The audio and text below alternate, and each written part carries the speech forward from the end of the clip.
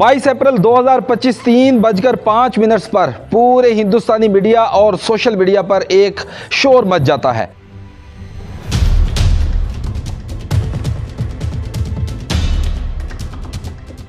पूरा हिंदुस्तानी मीडिया और social media Pakistan दहशतगर्द के नारों और सोशल मीडिया हैशटैग से भर जाता है। भारत की तरफ से ये इल्ज़ाम लगाया जाता है कि पाकिस्तान ने मकबूजा जम्मू कश्मीर के एक सियाहती मुकाम पहलगाम में 28 सियाहों को फायरिंग करके हलाक कर दिया है। इस कहानी में कितना सच है, कितना झूठ है, या फिर ये भारतीय प्रोपेगेंडा है, ये जानने के लिए हमें माजी में हुए चंद वाकयात पर नजर डालना होगी। पहली कहानी साल 2007 में समझौता एक्सप्रेस से शुरू होती है, जब समझौता एक्सप्रेस में एक जोरदार धमाका हुआ जिसके नतीजे में 68 अफराद हलाक हो गए।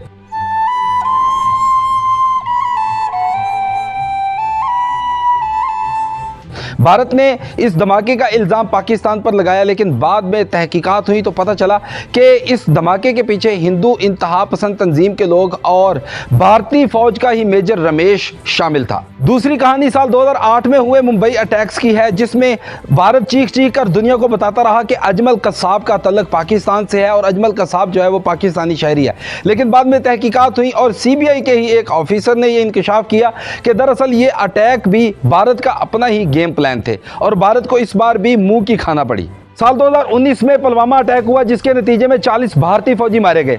भारत ने इस अटैक का इल्जाम भी पाकिस्तान पर लगाया, लेकिन बाद में हिंदुस्तान के एक साबिक गवर्नर ने इंकशाफ किया कि पुलवामा अटैक में पाकिस्तान किसी भी तरह मुलव्विस नहीं है।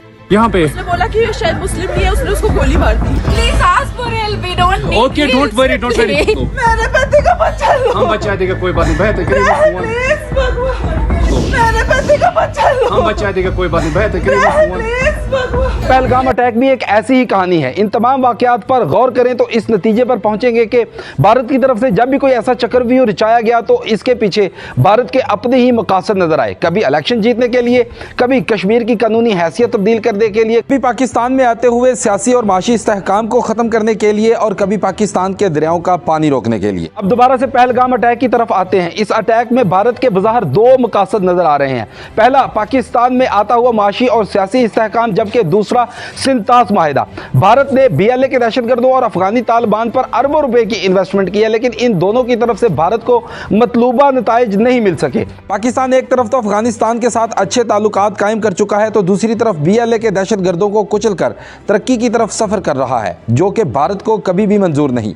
जबकि दूसरी तरफ सिंध, झेलम और चनाब पाकिस्तान में ज़रई इनकलाब के साथ हाइड्रो पावर का सबब भी बनते हैं। सिंतास मुआहिदा 1960 में वर्ल्ड बैंक की सालसी में भारत और पाकिस्तान के माबैन तय पाया था, जिसके बाद सिंध, चनाब और झेलम पाकिस्तान के पास, जबकि रावी, सतलुज और ब्यास भारत के पास चले गए थे। भारत दरियाई झेलम पर किशनगंगा डैम बनाकर और दरियाई चनाब पर बगलिहार डैम बनाकर ऑलरेडी सिंतास मुआहिदे की खिलाफ वर्जी कर चुका है, लेकिन अब उसने पहलगाम अटैक को बुनियाद बनाकर उसने सिंतास मुआहिदा ही खत्म कर दिया है और भारत में जितने भी पाकिस्तानी हैं उनको वहां से निकलने का अल्टीमेटम भी दे दिया है। पाकिस्तान के माशी और सियासी इस्तेहकाम और पाकिस्तान के दरियाओं में पानी को देखकर शायद भारत इतना बौखलाया हुआ है कि उसने पहलगाम अटैक का इल्जाम पाकिस्तान पर लगाते हुए 5 मिनट भी सब्र नहीं किया। आप इन तमाम वाकयात का तजिया करें तो इस नतीजे पर पहुंचेंगे कि इन तमाम वाकयात की आड़ में भारत ने अपना ही कोई ना कोई मकसद पूरा किया और पाकिस्तान की साख को नुकसान पहुंचा।